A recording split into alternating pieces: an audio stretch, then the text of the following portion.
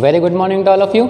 आज के सेशन से हम शुरुआत करेंगे साइंस के सेक्शन की, और साइंस के सेक्शन में हम बात करेंगे आज फिजिक्स के बारे में। तो फिजिक्स के फर्स्ट बेसिक से लेकर हाई लेवल के सारे कॉन्सेप्ट पर बहुत अच्छे तरीके से चर्चा करेंगे। अगर कोई बंदा साइंस बैकग्राउंड का अगर नहीं भी होगा तो उसके लिए भी साइंस को समझना काफ़ी आसान होगा। हम ऐसे बहुत अच्छे एग्जाम्पल से साइंस को समझने की कोशिश करेंगे। तो चलिए शुरू करते हैं। सबसे पहले हम आज शुरुआत करेंगे जानेंगे आपके और फिजिक्स वाले सेक्शन की, यानी कि भौतिकी सेक्शन की हम शुरुआत करेंगे।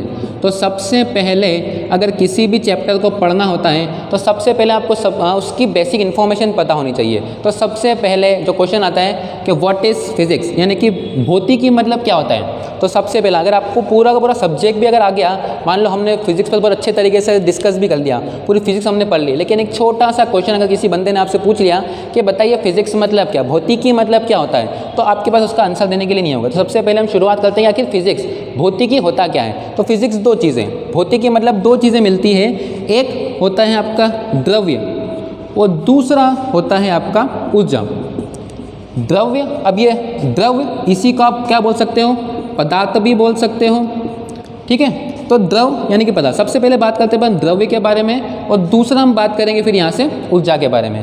सबसे पहले बात करते हैं द्रव, यानी कि आखिर तत्व, यानी कि होता क्या है, पदार्थ होता क्या एक्चुअल में। तो पदार्थ दुनिया की कोई भी ऐसी चीज़, दुनिया की कोई भी ऐसी चीज़ जो स्थान घेरती है, दुनिया की कोई भी ऐसी चीज़ जो स्थान घेरती है तथा जिसका कुछ ना कुछ द्रव्यमान होता है। अब ये द्रव्यमान आपको थोड़ा सा टिपिकल वर्ड लग रहा होगा, लेकिन धीरे से इस पर चर्चा करेंगे। अब द्रव्यमान की जगह अभी के लिए द्रव्यमान और वजन में डिफरेंस होता है, लेकिन आप अभी ये समझ लीजिए कि किसी भी ऐसी चीज़ जो स्थान घेरती है तथा जिसका कुछ ना कुछ वजन होता है, ठीक है। मैं फिर बोल रहा हूँ, वजन और द्रव्यमान दोनों में डिफरेंस होता है, लेकिन अभी अगर आपको कुछ भी नहीं पता है तो आप इस चीज़ को इतना मान सकते हैं कि दुनिया की ऐसी चीज़ जो स्थान घेरती है तथा जिसका कुछ ना कुछ वजन होता है, वो चीज़ क्या कहलाएगी, आपकी पदार्थ। फॉर एग्जाम्पल इस मार्कर के बारे में अगर मैं बात करूं तो मार्कर को देखिए, कुछ ना कुछ लेंथ है, अगर मैं इसको किसी भी सरफेस पर रखूंगा तो ये आपकी जगह घेर रहा है, ठीक है। तो फर्स्ट हमारी कंडीशन क्या है कि ऐसी चीज़ जो क्या घेरती हो, स्थान घेरती हो तथा जिसका कुछ ना कुछ वजन। अब इस मार्कर का कुछ ना कुछ वजन होगा, चाहे 10 ग्राम भी हो, 20 ग्राम भी हो, लेकिन वजन तो होगा। तो ऐसी चीज़ पदार्थ की डेफिनेशन यानी कि द्रव की डेफिनेशन क्या हो जाएगी, एक ऐसी चीज़ दुनिया पे स्थित, पूरी दुनिया में स्थित वो चीज़ें जो स्थान घेरती हो तथा जिसका कुछ ना कुछ द्रव्यमान होता हो, वो क्या कहलाएगी, आपकी पदार्थ कहलाएगी। तो इसी चीज़ को कहा जाता है पदार्थ। और सेकेंड हम बात करते हैं ऊर्जा के ऊपर। दुनिया की सारी चीज़ें, हवा को छोड़कर दुनिया में उपस्थित सारी चीज़ें अपने आप में क्या कहलाती हैं, पदार्थ कहलाती है, यानी कि द्रव कहलाती है। ये द्रव एक अलग चीज़ होती है, एक द्रव जो लिक्विड वाला द्रव है, दोनों में डिफरेंस है, ठीक है। तो ये द्रव, मैं द्रव की बात नहीं कर, लिक्विड वाले द्रव की बात नहीं कर रहा हूँ, मैं बात कर रहा हूँ द्रव के बारे में जो पदार्थ है। तो द्रव की भी डेफिनेशन सेम होगी, एक ऐसी चीज़ जो क्या करती हो, स्थान घेरती हो तथा जिसका कुछ ना कुछ वजन होता हो, वो क्या कहलाएगा, आपका पदार्थ। और सेकेंड चीज़ ऊर्जा के बारे में बात करें, एक ऐसी चीज़ जो जिसका ना तो कुछ ना द्रव्यमान हो और ना ही जगह घेरती हो, और साथ ही क्या हो, आपकी अदृश्य हो। एक ऐसी चीज़ जिसका ना कोई द्रव्यमान हो, ना ही वो स्थान घेरती हो और ना ही विजिबल हो, क्या हो, एक अदृश्य हो। अगर हम दोनों में कंपेरेंस की बात करें, कंपैरिजन करें, तो पदार्थ एक ऐसी चीज़ जो आपको क्या होगी, दृश्य होगी।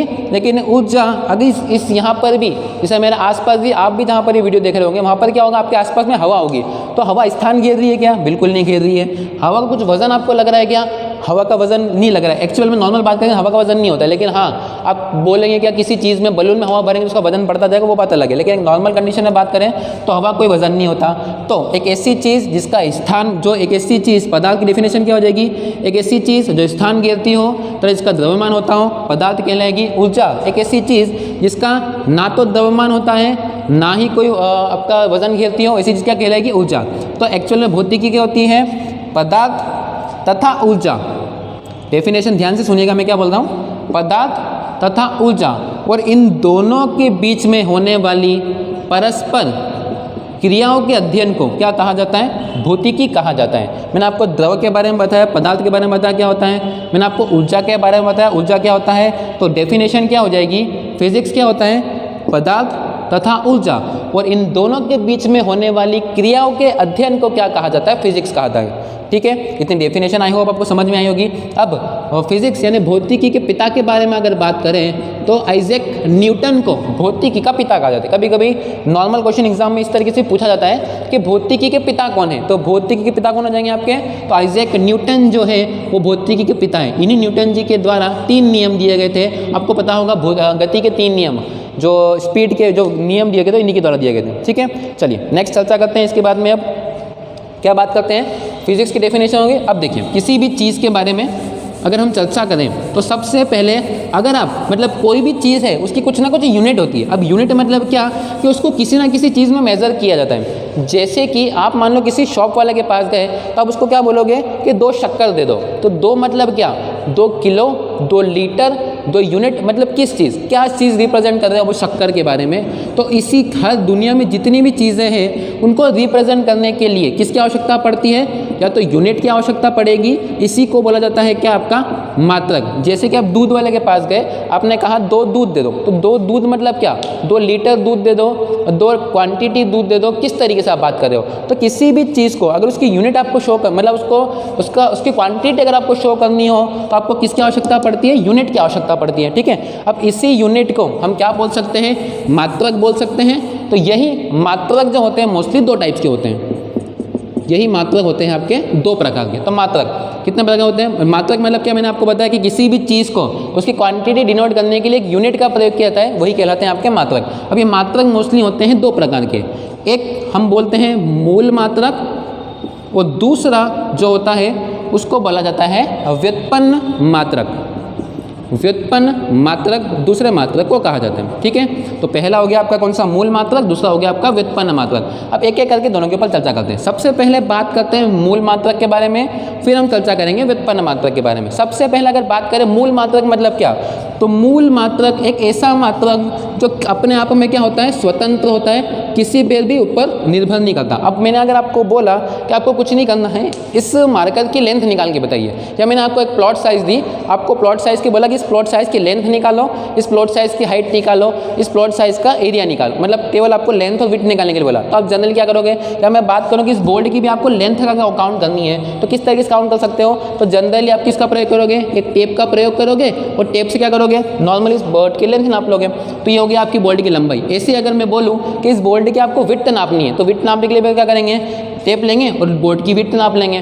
तो यही चीज़ें क्या कहलाती है? आपकी मूल मात्रक। मतलब एक ऐसा मात्रक, एक ऐसी यूनिट जो किसी भी दूसरे के ऊपर क्या नहीं करती है? निर्भर नहीं करती है। क्या कहलाते हैं? आपके मूल मात्रक कहलाते हैं। मतलब जिसको नापने में किसी चीज़ की आवश्यकता नहीं पड़ती, ऐसे मात्रक मूल मात्रक कहलाते हैं। ठीक है, वहीं अब देखो, आपको अगर ये समझ नहीं आएगा तो मैं इसके कंपैरिजन आपको बताऊंगा तो दोनों आपको अच्छे से क्लियर हो जाएगा। अब मूल मात्रक समझ में आ गया। सेकंड हम बात करते हैं व्युत्पन्न मात्रक। ऐसे मात्रक जो किसके ऊपर निर्भर करते हैं? मूल मात्रकों के ऊपर निर्भर करते हैं। मतलब क्या नहीं होते? ये स्वतंत्र नहीं होते। और किसके ऊपर निर्भर करते हैं? ये मूल मात्रकों पर निर्भर करते हैं। ऐसे मात्रकों को व्युत्पन्न मात्रक कहा जाता है। जैसे कि मैंने आपको मूल मात्रक में क्या समझाया था कि आपको इस बोर्ड की लेंथ निकालनी है, इस बोर्ड की हाइट निकाली। जनरली आप क्या करोगे? मान लो फॉर एग्जांपल कि इस बोर्ड की लेंथ सर 5 मीटर आई थी और इसकी जो विड्थ थी वो आई थी 3 मीटर में। तो आपको किसी चीज़ की आवश्यकता नहीं पड़ी। आप क्या बोल सकते हो कि लंबाई क्या है? इसका मूल मात्रक है, और ये इसका क्या मात्रक है? मूल मात्रक है। लेकिन अब इसी बोर्ड का अगर मैंने कहा आपको कि इसी बोर्ड का क्या निकालिए? आप एरिया निकालिए। ठीक है, क्षेत्रफल ज्ञात कीजिए। तो आयत है बोर्ड, ये आयत का क्षेत्रफल आपको पता होता है क्या होता होगा? आयत का क्षेत्रफल होता है क्या? आपका लंबाई इंटू चौड़ाई, लेंथ इंटू विड्थ। तो फॉर एग्जांपल लेंथ कहाँ से आई थी? तो लंबाई अपने आप में कौन सा मात्रक? मूल मात्रक है 5। चौड़ाई क्या है आपका? आपने अभी नहीं निकाली थी 3। लेकिन अब इन दोनों को लिखने से आपका मूल व्युत्पन्न मात्रक आ गया कि नहीं? आपको क्या करना पड़ेगा? दोनों का इंटू करना पड़ेगा। उसके बाद आपका जो आएगा वो क्या आएगा? आपका व्युत्पन्न मात्रक। तो अब मुझे एक बात बताइए, अगर ये मूल मात्रक नहीं होते तो क्या आप ये व्युत्पन्न मात्रक निकाल पाते हैं? बिल्कुल भी निकाल पाते। इसलिए जो व्युत्पन्न मात्रक एक ऐसे मात्रक जो किसके ऊपर निर्भर करते हैं? मूल मात्रकों पर निर्भर। लेकिन हमको 5 मीटर निकालने में और 3 मीटर निकालने में किसी चीज़ की जरूरत पड़ी? किसी चीज़ की जरूरत नहीं पड़ी। अब बोलोगे सर टेप की जरूरत पड़ेगी, टेप की कुछ भी उसका एक मानक किसी भी चीज़ को आप ले सकते हो, या आपको पता है कि 3 मीटर का है तो भी आप निकाल सकते हो। तो 5 मीटर और 3 मीटर, लेकिन जब दोनों का इंटू किया जाएगा तब आंसर आएगा आपका 15। तो यहाँ से मूल मात्रक जो अपने आप में स्वतंत्र होते हैं, किसी पर भी निर्भर नहीं करते, मूल मात्रक कहलाते हैं। और व्युत्पन्न मात्रक ऐसे मात्रक जो किसके ऊपर निर्भर करते हैं, मूल मात्रकों के ऊपर निर्भर करते हैं, ऐसे मात्रकों को व्युत्पन्न मात्रक कहा जाता है। आई होप आपको समझ में आया होगा। समझ में नहीं भी आया तो आप इसको थोड़ा सा रिवाइंड करके देख लीजिएगा, बहुत आसान सी डेफिनेशन है इसकी। अब क्वेश्चन यहाँ से एग्जाम में पूछते हैं कि मूल मात्रकों की संख्या बताइए। तो मूल मात्रक जो होते हैं जनरली 7 प्रकार के होते हैं। क्वेश्चन सिंपल से सिंपल क्वेश्चन ये भी आ सकता है कि मूल मात्रकों की संख्या बताइए। तो मूल मात्रक कितने प्रकार के होते हैं, 7 प्रकार के मूल मात्रक होते हैं। चलिए थोड़ा सा इनके ऊपर डिस्कस करते हैं कि आखिर मूल मात्रक कितने होते हैं और कौन कौन से मूल मात्रक हैं। और यहाँ से क्वेश्चन पूछने के बहुत ज़्यादा चांसेस बनते हैं अभी, ठीक है। तो मात्रक के ऊपर चर्चा करते हैं। पहले मूल मात्रक के ऊपर चर्चा करेंगे, उसके पश्चात हम व्युत्पन्न मात्रक पर भी बात करेंगे। सबसे पहले बात करते हैं मूल मात्रक के बारे में। तो आखिर मूल मात्रक कितने होते हैं, कौन कौन से होते हैं। तो मूल मात्रक, सबसे पहला जो मूल मात्रक होता है आपका वो होता है लंबाई, मोस्ट इम्पोर्टेंट है लंबाई। दूसरा जो मात्रक होता है आपका वो होता है समय। तीसरा जो मूल मात्रक होता है आपका वो होता है आपका द्रव्यमान। चौथा जो मूल मात्रक होता है आपका वो होता है आपका ताप। पांचवा जो मूल मात्रक होता है आपका वो होता है आपका विद्युत धारा।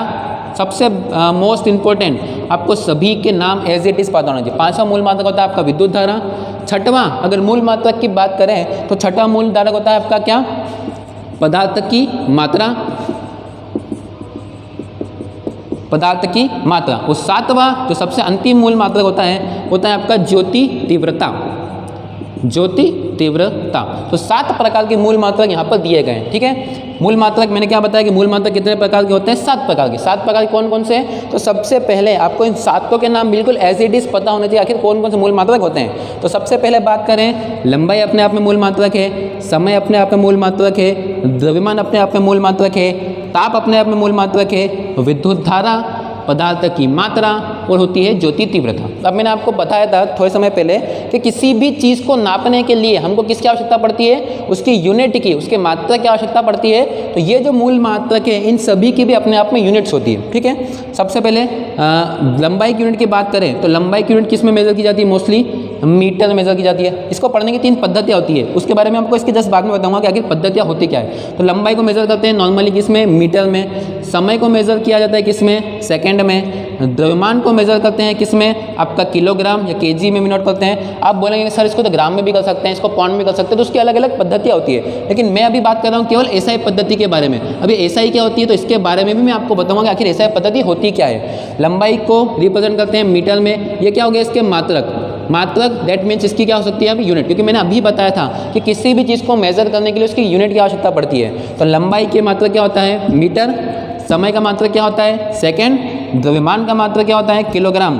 ताप का मात्रक क्या होता है, तो ताप का मात्रक होता है आपका केल्विन। मोस्ट इंपॉर्टेंट क्वेश्चन है, बहुत बार एग्जाम में पूछा गया है। जनरली क्वेश्चन पूछते हैं लंबाई का मात्रक बताइए तो मीटर रहेगा आपका, समय का मात्रक बताइए तो सेकंड आंसर रहेगा, द्रव्यमान का मात्रक बताइए केजी आंसर रहेगा, ताप का मात्रक बताइए केल्विन आंसर रहेगा। विद्युत धारा जो है उसका मात्रक पूछा जाए तो एम्पियर जो है विद्युत धारा का मात्रक रहेगा। पदार्थ की मात्रा जो है वो मोल में नापी जाती है और ज्योति तीव्रता नापी जाती है आपकी कैंडेला में। तो इन 7 के नाम और इन 7 की यूनिट आपको एज इट इज़ याद होनी चाहिए, मोस्ट इंपॉर्टेंट है सारी की सारी चीज़ें। वापस में सारी चीज़ें रिवाइज कर रहा हूँ। मूल मात्रक जो है हमने मात्रक कितने प्रकार के पढ़े थे, मात्रक 2 प्रकार के पढ़े थे। कौन कौन से मात्रक पढ़े थे, एक होते हैं मूल मात्रक, दूसरे होते हैं कौन से मात्रक आपके व्युत्पन्न मात्रक। मूल मात्रक ऐसे मात्रक जो किसी भी इसके ऊपर डिपेंड नहीं करते, मतलब ये 7 ऐसे मात्रक है जो किसी चीज़ के ऊपर निर्भर नहीं करते हैं। और व्युत्पन्न मात्रक ऐसे मात्रक जो किसके ऊपर निर्भर करते हैं, मूल मात्रकों के ऊपर निर्भर करते हैं। मूल मात्रकों की संख्या कितनी होती है, तो मूल मात्रकों की संख्या होती है आपके 7 प्रकार के मूल मात्रक होते हैं। सबसे पहले बात करें कौन कौन से होते हैं, तो सबसे पहले लंबाई, दूसरा होता है समय, तीसरा होता है द्रव्यमान, चौथा होता है विद्युत धारा, चौथा होता है ताप, पांचवा होता है विद्युत धारा, छठा पदार्थ की मात्रा और सातवां होता है ज्योति तीव्रता। अब इनकी यूनिट्स भी हाथों हाथ याद कर लीजिए। लंबाई की यूनिट होती है आपकी मीटर, समय की यूनिट होती है आपकी सेकेंड, द्रव्यमान की यूनिट होती है केजी, ताप की यूनिट होती है केल्विन, विद्युत धारा की यूनिट होती है आपकी एम्पियर और पदार्थ की मात्रा होती है यूनिट आपकी मोल और ज्योति तीव्रता की यूनिट होती है आपकी कैंडेला। तो 7 के नाम और 7 की यूनिट आपको एज इट इज मुंह जवानी याद होना चाहिए। मोस्ट इंपॉर्टेंट क्वेश्चन है, डायरेक्टली क्वेश्चन सड़ा सा क्वेश्चन आपको 1 नंबर देके जाएगा। तो यहाँ तो हमको गलती बिल्कुल भी ना करनी है, ठीक है। चलिए अब मैं आपको बताता हूँ पढ़ने की पद्धतियाँ, आखिर पद्धतियाँ क्या होती हैं। ठीक है, कि आखिर किस किस पद्धति से अलग अलग प्रकार से इनको पढ़ा जाता है। अभी तो जो मैंने बात करी थी वो बात करी थी मैंने केवल मूल मात्रक के बारे में, लेकिन अब हम बात करते हैं इसको मतलब हमने बात करी थी केवल एसआई पद्धति के बारे में। देखिए, इसको पढ़ने की 3 पद्धतियाँ, आखिर मात्रकों को पढ़ने की कितनी पद्धतियाँ होती है, नॉर्मल क्वेश्चन अगर पूछा जाएगा तो कितनी पद्धतियाँ होती है, 3। कौन कौन सी पद्धतियाँ होती है, तो सबसे पहले CGS पद्धति, दूसरी पद्धति होती है MKS पद्धति, और तीसरी जो पद्धति होती है उस पद्धति को बोला जाता है FPS पद्धति। अब इनका फुल फॉर्म एग्जाम में मोस्टली कभी कभी पूछ लेते हैं कि इसका फुल फॉर्म बताइए, तो बहुत इजी इसका फुल फॉर्म है सभी के साथ। C से इसका जो फुल फॉर्म होता है वो होता है क्या, यहाँ पर मैं लिख देता हूँ, सेंटीमीटर, G से होता है ग्राम, और S से होता है सेकेंड। तो CGS पद्धति का फुल फॉर्म बताइए। सिंपल सा क्वेश्चन एग्जाम में अगर इस तरीके से आया तो सेंटीमीटर, ग्राम, सेकेंड। MKS का बताइए तो मीटर, किलोग्राम और सेकेंड। और अगर FPS का फुल फॉर्म पूछा जाए तो आंसर होगा आपका फुट, पाउंड, और आंसर रहेगा सेकेंड।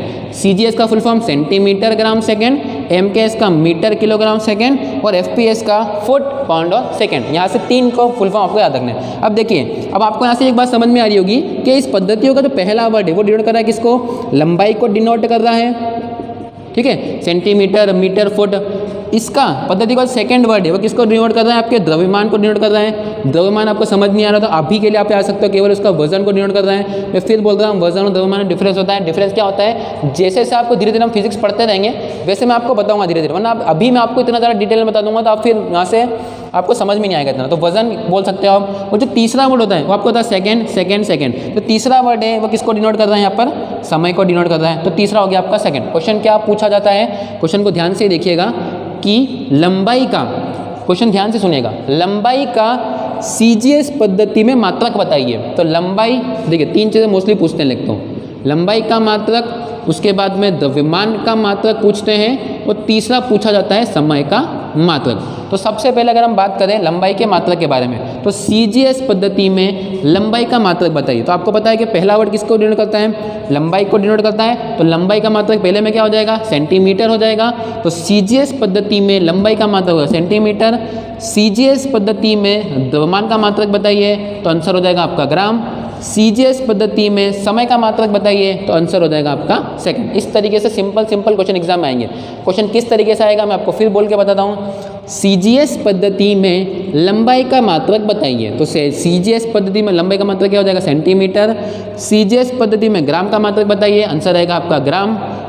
CGS पद्धति में समय का मात्रक बताइए, आंसर रहेगा आपका सेकंड। वैसे ही अब आपको इजी समझ में आ गया होगा। अब MKS पद्धति में लंबाई का मात्रक बताइए, आंसर रहेगा आपका मीटर। MKS पद्धति में द्रव्यमान का मात्रक बताइए, आंसर रहेगा आपका किलोग्राम। और MKS पद्धति में समय का मात्रक बताइए, आंसर रहेगा सेकंड। ठीक है, इसी तरीके से लंबाई का मात्रक FPS पद्धति में क्या हो जाएगा आपका फुट, द्रव्यमान में हो जाएगा आपका पाउंड, और तीसरा समय का तो एज इट इज सेम ही है, तो तीसरा हो जाएगा आपका सेकंड। तो किसी भी चीज़ को पढ़ने की अलग अलग पद्धतियाँ नापी गई है। एक का नाम हो गया CGS पद्धति, MKS पद्धति और FPS पद्धति। CGS मतलब सेंटीमीटर, ग्राम, सेकंड। MKS मतलब मीटर, किलोग्राम, सेकंड। और तीसरा FPS मतलब कि फुट, पाउंड और सेकंड। तो 3 प्रकार की पद्धति यहाँ पर मानी गई है। ठीक है, अब देखो, अब अलग अलग देश जो है वो अलग अलग जगह को फॉलो करते थे। CGS पद्धति कोई फॉलो करता था CGS पद्धति, कोई फॉलो करता था FPS पद्धति। अब फॉर एग्जाम्पल आप सोचो कि एक देश जो है वो ट्रेंड कर रहा है किसमें, लंबाई मानता है किसमें, या वजन मानते हैं। कि कोई एक देश जो है वो लंबाई को मानता है, जो वजन मानता है ग्राम में, और एक मानता है किसमें, पाउंड में। अब दोनों में डिफरेंस है। अब जब दोनों की अकाउंटिंग भी की जाती है, मतलब जब अकाउंट मिलाया जाता है तो दोनों में गड़बड़ होती है। क्यों? क्योंकि एक मेजर कर रहा है किसमें, ग्राम में, एक मेजर कर रहा है किसमें, पाउंड में। तो दोनों को बहुत समस्या आती थी। तो सभी देशों ने मिलकर फैसला क्या किया कि हम जितने भी देश सभी हैं वो आपस में, हर जितना भी देश है वो एक यूनिट में ट्रेड करते हैं, ताकि आपस में क्या करने, जब क्या करेंगे, अकाउंटिंग करेंगे या पैसों का लेन देन करेंगे तो हमको उसमें आसानी होनी चाहिए। तो सभी देशों ने मिलकर किसको, एक MKS पद्धति को क्या कर दिया, एक सर्वमान्य घोषित किया। और इसी MKS पद्धति को माना गया कौन सी पद्धति, SI पद्धति घोषित किया गया। अब SI का फुल फॉर्म आपने सुना होगा, SI लंबाई का SI मात्रक बताइए, द्रव्यमान का SI मात्रक बताइए, ताप का SI मात्रक बताइए। तो जो मैंने 7 मात्रकों के आपको जो यूनिट बताई थी वो सारी की सारी SI पद्धति है। तो MKS पद्धति ही कौन सी पद्धति है आपकी, SI पद्धति है। और SI का फुल फॉर्म अगर आपसे पूछा जाए तो इसका फुल फॉर्म होता है सिस्टम ऑफ इंटरनेशनल यूनिट। कभी कभी एग्जाम में ये क्वेश्चन भी एक बार पूछा गया था कि SI पद्धति का फुल फॉर्म बताइए। तो एसआई पद्धति का फुल फॉर्म होता है सिस्टम ऑफ इंटरनेशनल यूनिट। अब यहाँ से सभी देश केवल किस में ट्रेन करते हैं, एसआई पद्धति में ट्रेन करते हैं। और हमको भी जो पूरी फिजिक्स हम आज से पढ़ेंगे वो केवल कौन सी पद्धति में पढ़ेंगे, एसआई पद्धति में। और यही एसआई पद्धति कौन सी पद्धति है आपकी, एमकेएस पद्धति है। तो डायरेक्ट अगर आपसे पूछा जाता है कि इसका मात्रक बताइए, मतलब आपसे गिवन किस चीज़ में पूछ रहा है वो एसआई में, लेकिन अगर आपसे सीजीएस में पूछेगा तो स्पेशली डिनोट करेगा कि इसका सीजीएस में मात्रक बताइए, तो आपका सीजीएस याद रखना है। इस चीज़ का एमकेएस में बताइए, एमकेएस मतलब एसआई में बताइए तो आपको एमकेएस याद रखना है। और इस चीज़ का मात्रक एफपीएस में बताइए तो आपको एफपीएस में याद रखना है। मतलब तीनों चीज़ के मात्रक आपको पता होना चाहिए। तो लंबाई का हो गया सेंटीमीटर, सॉरी एमकेएस में बात करेंगे तो मीटर, किलोग्राम, सेकंड। अगर कुछ नहीं बोला है तो भी आपको याद रखना है कि वो किसकी बात कर रहे हैं, सिस्टम ऑफ इंटरनेशनल यूनिट के बारे में ही हम बात कर रहे हैं। ठीक है, यहाँ से तो 3 मात्रक के बारे में बात करते हैं। चौथा जो हम बात करते हैं ताप के बारे में बात करते हैं। अब आखिर ताप क्या होता क्या है, तो ताप आपको पता ही होगा। अगर आपसे क्वेश्चन पूछा जाए कि ताप का सीजीएस पद्धति मात्रक बताइए, तो ताप का तीनों पद्धति मात्रक केवल एक ही होता है, जो कि आंसर क्या रहेगा आपका, केल्विन रहेगा। ठीक है, ये भी आपको याद रखना है। यही आपका कौन सा मात्रक है, एसआई मात्रक है। किस चीज़ का मात्रक है, जो हमारा चौथा जो मूल मात्रक मैंने बताया था आपको, सबसे पहले लंबाई, द्रव्यमान, समय, और चौथा मैंने आपको बताया था ताप। तो ताप यहाँ से होता है आपका चौथा मूल मात्रक। तो जो ताप होता है उसका क्या हो जाएगा, आपका यूनिट क्या हो जाएगी, एसआई मात्रक क्या हो जाएगा, केल्विन हो जाएगा। सबसे पहला मोस्ट इंपॉर्टेंट क्वेश्चन तो आपको ये याद रखना है कि ताप का एसआई पद्धति का मात्रक बताइए तो आंसर रहेगा केल्विन। ठीक है, उसके बाद आपने कुछ चीज़ें सुनी होगी। चीज़ें क्या सुनी होगी कि सामान्य मनुष्य का ताप बताइए। तो सामान्य मनुष्य का ताप अगर हम डिग्री सेंटीग्रेड में बात करें तो ये तो होता है 37 डिग्री सेंटीग्रेड। लेकिन मैं आपसे क्वेश्चन ये पूछ रहा हूँ कि सामान्य मनुष्य का ताप बताइए लेकिन फ़ारेनहाइट में बताइए। या फिर मैं क्वेश्चन आपसे करता हूँ कि सामान्य मनुष्य का ताप बताइए लेकिन केल्विन में बताइए।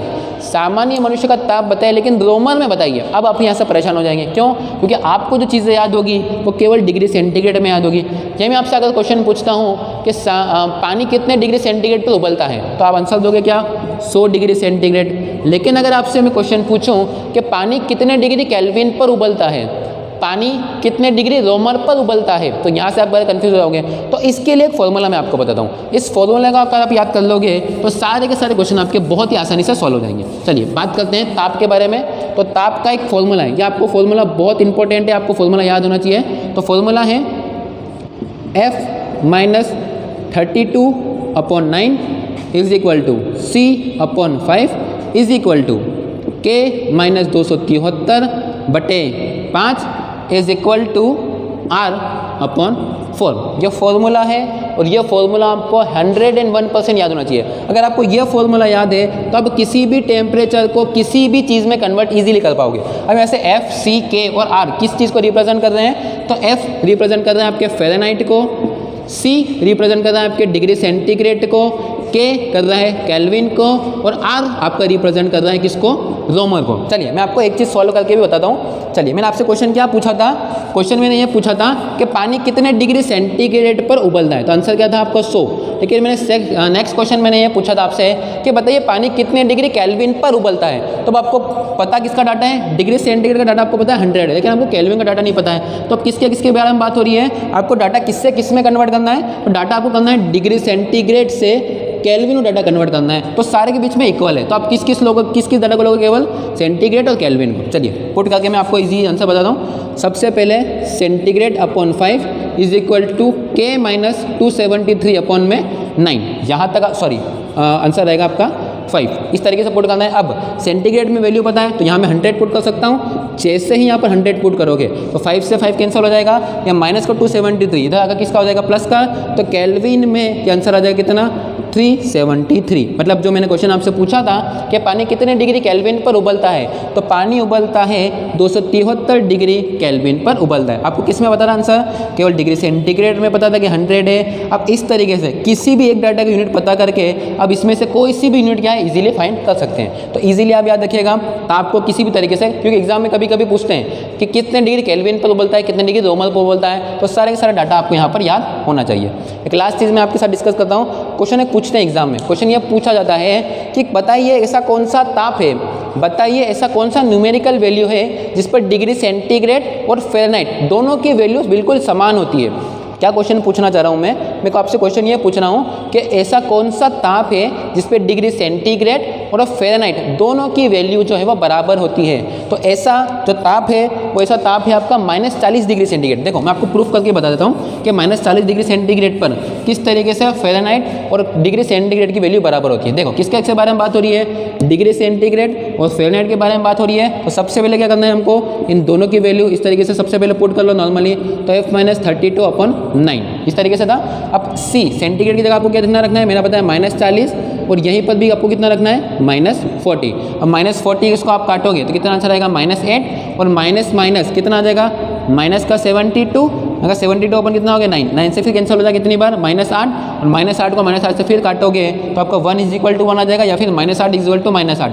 मतलब -40 डिग्री एक ऐसी वैल्यू है जिस पर फ़ारेनहाइट और डिग्री सेंटीग्रेड दोनों की वैल्यू बराबर होती है। तो यही क्वेश्चन इसी तरीके से आपसे पूछते हैं कि ऐसा कौन सा न्यूमेरिकल वैल्यू है जिस पर फ़ारेनहाइट और सेंटीग्रेड की वैल्यू बराबर होती है। तो आंसर क्या रहेगा आपका -40 डिग्री सेंटीग्रेड पर दोनों की वैल्यू क्या होती है, बराबर होती है। ठीक है, आई होप आपको समझ में आया होगा। तो इसी तरीके से बिल्कुल इंटरेस्टिंग फैक्ट के साथ में आपको फिजिक्स हम पूरी कंप्लीट, मतलब आप किसी भी लेवल का अगर एग्जाम दोगे तो उसमें फिजिक्स का आपको एक भी क्वेश्चन नहीं छूटेगा, लेकिन आपको सारे वीडियो बिल्कुल शुरू से लेकर एंड तक देखने होंगे। वीडियो अगर आपको पसंद आया है तो वीडियो को लाइक करें, चैनल को सब्सक्राइब करें ताकि ऐसे बहुत ही इंटरेस्टिंग वीडियो आपको यहाँ तक मिल सके। Thank you.